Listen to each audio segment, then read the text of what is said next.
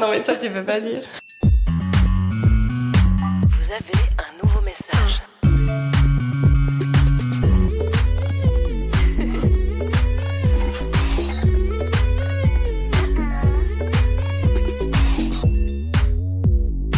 Vous avez un nouveau message. Aujourd'hui, on quitte l'avenue Louise pour vous emmener à Uccle. On rejoint un univers très bétonné et industriel et pourtant très chaleureux. Mais on va surtout parler d'un lieu gourmand et innovant. On va parler de Seven. Salut Sacha, salut Kenya. Salut Florence. Hello. Alors Seven, c'est un all-day coffee and eatery. C'est une carte de specialty coffee. C'est une carte sucrée et salée, du fait maison, de saison, avec des produits locaux et durables. C'est aussi beaucoup de collaborations et c'est clairement le QG des Cool Kids de Bruxelles. Et c'est aussi 21 000 abonnés sur Instagram. On va parler de tout ça ensemble. Alors la tradition dans Social Kids, c'est que les invités se présentent par eux-mêmes en lisant leur bio Instagram. Évidemment, j'ai fait mes petites recherches avant votre arrivée et vos bios sont très sobres puisque chacune de vous avez simplement écrit Seven Brussels. Donc, on va un peu changer le format avec vous. Et en quelques mots, on va commencer par toi, Sacha. Peux-tu nous dire qui tu es ? Alors, Sacha, j'ai 28 ans. J'ai fait des études d'hôtellerie en Suisse. Et par la suite, du coup, j'ai été amenée à travailler dans l'événementiel à Bruxelles pendant 2 ans. Puis le Covid est arrivé, donc j'ai dû un peu me réorienter et j'ai rejoint le groupe familial. Donc j'ai travaillé pour Lidvine Society et donc débuté un peu dans le milieu de l'Horeca, qui par la suite m'a donné des envies de me lancer personnellement. Et c'est comme ça qu'est venu Seven avec Kenya.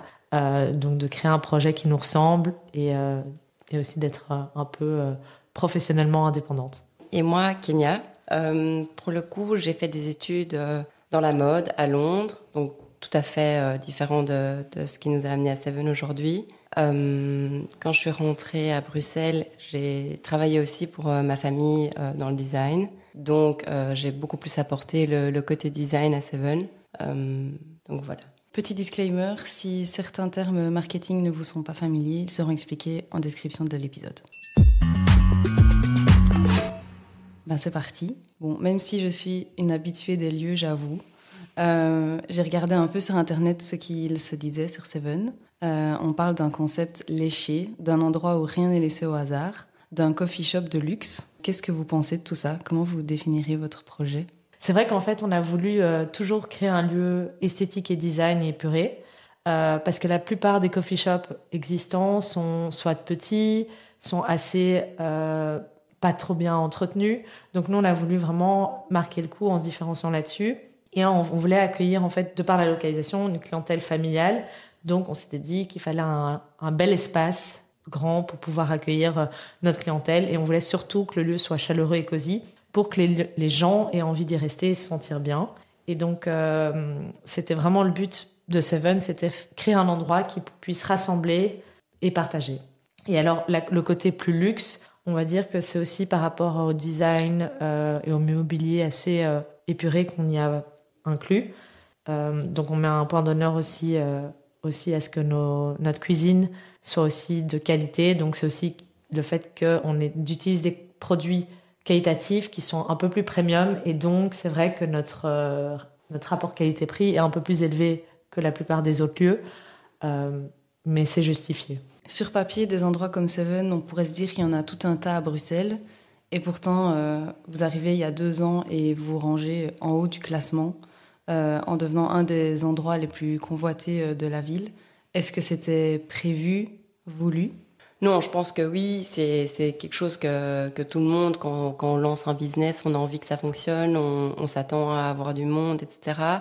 Mais c'est vrai que c'était une frayeur pour nous. Quand on a visité le lieu, on le trouvait trop grand, on avait peur qu'il soit vide. Et on a été très vite surprise de voir qu'en fait, il y avait la file, les gens attendaient pour avoir une table.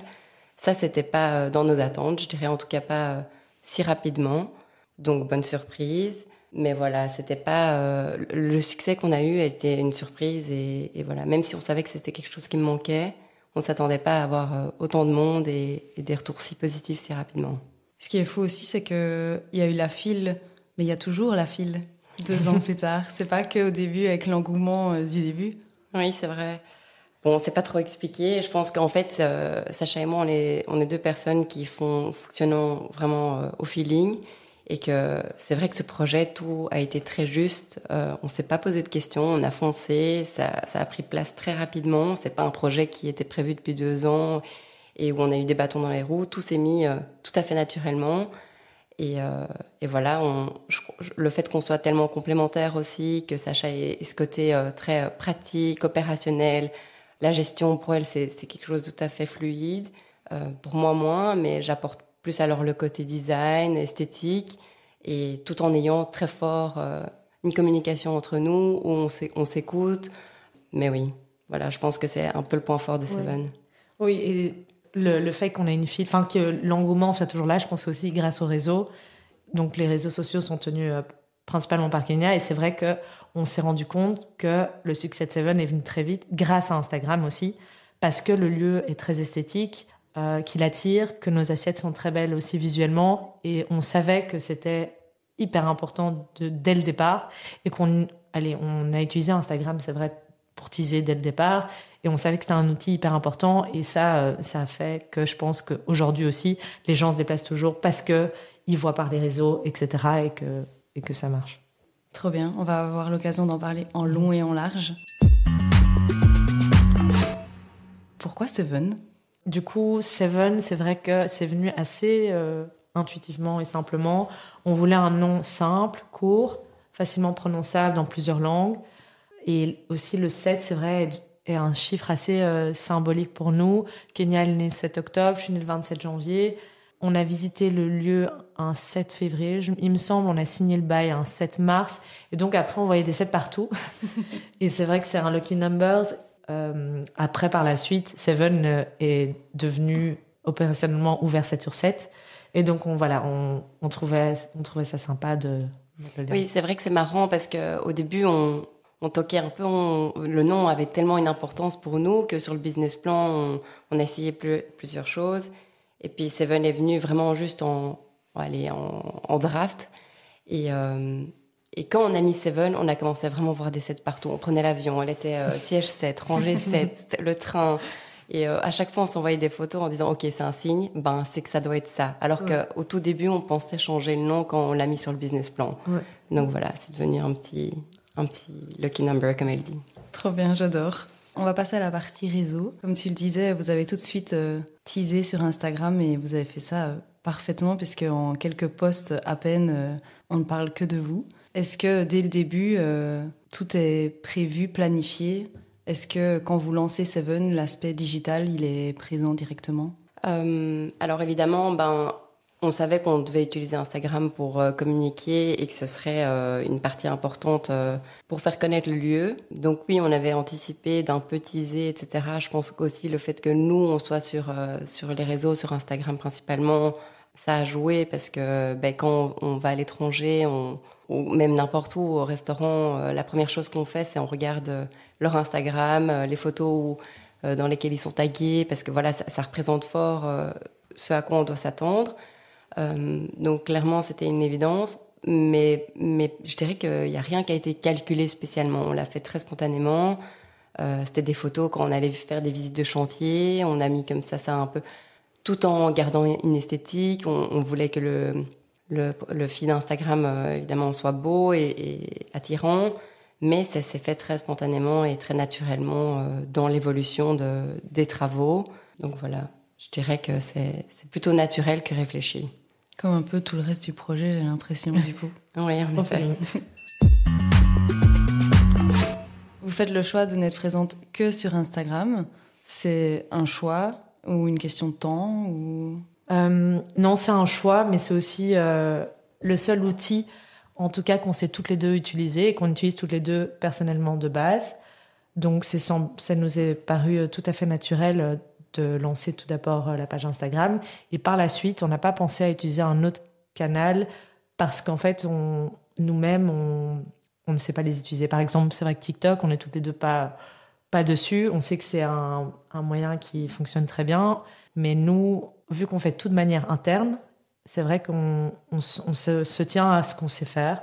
Oui, c'est ça, comme Sacha dit. Je pense que pour rejoindre le fait de ce que je disais avant, que c'est pas trop calculé, etc., en fait, on n'a jamais eu envie que ce soit une charge mentale supplémentaire. On l'utilise voilà, on a une chouette photo, on la met, on n'en a pas, on se casse pas la tête en se disant on doit absolument faire un photoshoot ou absolument faire des photos de ce plat-là.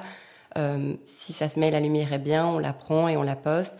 Et donc, en fait, le fait de commencer à utiliser un autre réseau qu'on connaît pas, c'est du travail, c'est de la recherche, etc. Donc, pour l'instant, c'est pas du tout notre priorité. Peut-être qu'un jour, si jamais on se rend compte qu'on en a besoin, on prendra le temps d'apprendre à utiliser un autre réseau. Mais aujourd'hui, Seven fonctionne très bien, je touche du bois, et on ne ressent pas le besoin de communiquer sur d'autres réseaux. C'est vrai aussi que nous, on a décidé de ne pas y attribuer un budget parce qu'on voulait tout faire nous-mêmes. Et c'est vrai qu'on aurait pu prendre une agence externe, etc., qui s'occuperait d'Instagram, mais pas que, d'utiliser aussi la presse, les autres moyens de communication. Mais c'est pas notre choix. On veut tout contrôler à l'interne, nous-mêmes. Et donc voilà. Bon, moi, j'ai un peu parcouru tout le feed. Et au fil des publications, on sent quand même que le contenu est de plus en plus soigné, réfléchi. Il y a clairement un truc de less is more, je trouve. Du coup, Kenya, c'est toi qui t'occupes de ce compte? Oui, principalement. Maintenant, après ça, Sacha et moi, on est très proches. Et dans tout ce qu'on fait, on demande l'avis à l'une l'autre. Et notre chef aussi participe un peu Elle a son compte à elle, Fit Foodness. Son ADN représente très fort Seven aussi. Son compte à elle perso est très épuré également. Et donc, du coup, comme elle est en cuisine tout le temps, quand nous, on n'est pas là et quand elle voit un plat qui sort et que la lumière est nickel, elle va prendre la photo, directement nous l'envoyer. Donc, elle joue aussi un rôle assez important dans le visuel de notre compte Instagram. Et quelle place est-ce que vous avez l'impression que ça prend dans votre quotidien? Sur une semaine, par exemple, vous avez l'impression de consacrer combien de temps au réseau de Seven? Honnêtement, c'est très difficile à calculer parce que, comme je disais auparavant, on dédie pas 1 heure, on dédie pas une journée pour nos réseaux. C'est vraiment... des fois, en une journée, on prend 10 cool photos qu'on éparpille sur les 2-3 prochaines semaines. Je dirais c'est trop difficile à calculer parce que c'est trop spontané la façon dont on communique et on publie. Mais de temps en temps, c'est vrai que Sacha va me dire « Oh, d'ailleurs, il faudrait absolument poster la nouvelle gaufre ou tiens, ce plat-là, il fonctionne un peu moins bien, mais une fois que les gens le goûtent, ils adorent, donc peut-être le mettre sur les réseaux. » Donc ça, de temps en temps, voilà, on se force un peu à essayer de prendre des plats spécifiques en photo, mais sinon, le reste, c'est tout à fait naturel et je dirais qu'il n'y a pas de moment précis, une timeline précise pour les réseaux. On l'a déjà évoqué, mais votre communication est quand même assez épurée, comme le lieu finalement. Est-ce que c'est une direction artistique qui a aussi été réfléchie, stratégique, ou c'était, comme le reste du projet, une évidence? Non, c'était comme Kenya l'a dit plus tôt, tout est assez naturel. On a toujours voulu nous-mêmes, c'est vrai, contrôler et diriger l'identité de Seven pour qu'elle nous ressemble en fait le plus possible. Finalement, Seven, c'est une illustration de nos 2 personnalités, nos 2 valeurs, nos 2 univers. On est assez exigeante avec ce qu'on aime et ce qu'on souhaite qu'il soit communiqué et montré. Donc c'est vrai que tout ce qui va être montré, ça va être représentatif de ce qu'on aime, ce qu'on aime. Et comme tu disais, Less is more, c'est un peu ce qu'on aime bien comme univers, dans le sens où ça reste simple, épuré, raffiné, etc. Oui, c'est vrai, je pense que de plus en plus, il y a ce trop-plein d'informations sur Instagram. On voit tous les jours des posts et en fait, on se lasse. Et moi, personnellement, c'est vrai, des comptes qui postent trop d'informations qui ne m'intéressent pas, je vais les unfollow. Et donc, avec Seven aussi, on s'est donné un peu un point d'honneur de se dire on poste que si ça vaut vraiment la peine, si c'est une information utile. Après ça, évidemment, des fois, on rajoute un petit post parce que ça donne mieux dans le feed. Et voilà, mais la plupart du temps, ce qu'on poste, c'est utile à nos clients et c'est pas des informations pas nécessaires, quoi. J'aime bien dire que vous êtes un peu des ovnis du digital, et j'ai l'impression encore plus maintenant que j'ai toutes ces infos. Parce que si on fait un petit récap, vous avez plus de 20 000 abonnés en 2 ans. Vous ne postez quasiment que des photos, alors que c'est vrai que la tendance est fort à la vidéo depuis plusieurs années et que c'est ce format-là qui donne beaucoup de visibilité. Vous n'utilisez pas d'hashtag. Donc il y a plein de choses que vous ne faites pas, et pourtant il y a quand même 2 éléments pour nous en tant qu'agence qui sont vraiment essentiels et que vous faites pour le coup, et je pense que ça ça justifie aussi ce succès sur les réseaux, c'est que vous êtes très régulière dans le posting et que vous répondez aux commentaires. Est-ce que c'est conscient, entre guillemets, ou c'est de nouveau aussi de l'impro Alors, le fait de répondre aux commentaires, c'est vrai que souvent, en fait, comme on gère encore, nous, le compte Instagram, Seven, c'est notre petit bébé, donc dès qu'on voit des commentaires positifs sur nos posts, le fait que les clients prennent le temps de nous faire des compliments, ça nous touche tellement que pour nous, c'est naturel de répondre et de remercier. Et c'est vrai qu'on le prend à cœur. La plupart du temps, oui, quand c'est des mots et pas juste un emoji, on essaye de répondre et de montrer que les commentaires sont pris en compte. Et en ce qui concerne les vidéos, c'est vrai qu'on a essayé de faire 1 ou 2 vidéos, et c'est d'ailleurs plus notre chef qui a pris ça, qui a pris le lead là-dessus. Parce que c'est vrai que c'est engageant, que nous-mêmes, quand on voit des vidéos, on trouve que ça donne une représentation du lieu, on arrive plus à imaginer l'atmosphère, etc. Mais c'est quelque chose qu'on se sent moins à l'aise de faire nous-mêmes, je pense, enfin moi personnellement. Et si jamais je fais les choses, je veux les faire bien, je suis super perfectionniste. Et en fait, si jamais ma vidéo est pas nickel, avec la musique qui tombe parfaitement bien, ça me frustre trop, et donc je préfère faire un post où je suis plus à l'aise. Donc je pense que c'est ça l'explication. Seven, c'est aussi beaucoup de collaborations. Je vais en citer quelques-unes. Vos collaborations avec Animaux sur des boissons et même une tenue de sport. Votre spécial shake pour Delvaux. Votre kombucha pour Riche. Votre shake pour M Skincare. Le granola avec Bambou. Votre pop-up à Knock avec AFC. C'est quoi l'envie et la stratégie derrière ces collaborations ? C'est le fait, je pense, qu'on a toujours envie de se renouveler, d'apporter un peu de nouveauté. Que ce soit en fait des fournisseurs aussi avec lesquels on travaille déjà, ou des marques qu'on apprécie toutes les deux personnellement, que ce soit des marques belges ou même d'ailleurs. On a envie en fait de mettre en valeur ces marques avec lesquelles on sait faire des synergies et qui ont un lien avec l'univers de Seven. Et c'est surtout aussi de pouvoir apporter un peu une nouveauté à notre clientèle. C'est vrai qu'on a une clientèle qui est très fidèle et on n'a pas envie de la lasser. Et c'est pour ça que je pense qu'il faut rester toujours aux aguets et vraiment être créative et apporter vraiment ces exclusivités un peu, parce que c'est chaque fois sur des périodes assez restreintes, limitées. Et donc, ce qui fait, je pense que ça attire aussi beaucoup. Dans tout ce que vous faites, vous arrivez à innover et à faire différemment, que ce soit votre carte, votre calendrier de l'Avent avec un nouveau plat ou une nouvelle boisson dispo sur une seule journée, votre Christmas Market pendant une soirée avec des petites marques, la galette des rois et j'en passe. C'est quoi votre secret pour toujours arriver à vous démarquer ? Et je pense que c'est un de nos plus gros challenges. Sacha et moi, depuis l'ouverture de Seven, on a très peur que les gens se lassent, que ça devienne vite has-been, parce qu'en fait c'est vrai qu'aujourd'hui la génération on veut toujours du nouveau, on se lasse de tout, et donc en fait pour essayer d'être toujours un peu avant-garde et au top des tendances, il faut constamment innover, avoir des nouvelles idées. Tout est très vite recopié et on est les premières à prendre des idées à droite à gauche, mais toujours en essayant de les adapter à notre concept et que ça fit tout à fait l'identité de Seven. Donc c'est vrai que on adore voyager, on adore scroller sur Instagram, essayer de trouver des concepts, des idées. Aussi même nos students, nos employés nous donnent des idées. On essaye à chaque fois de prendre en compte un peu des idées à droite à gauche et de les twister et les rendre un peu uniques à notre façon. Donc voilà, je pense que ça c'est un challenge qu'on essaie de se mettre, et c'est une partie de notre boulot aujourd'hui qu'on adore, c'est d'apporter du nouveau et pas de se lasser, pas tomber dans une routine. Oui, comme Kenya a dit, je pense que notre force, c'est qu'on est toutes les deux créatives.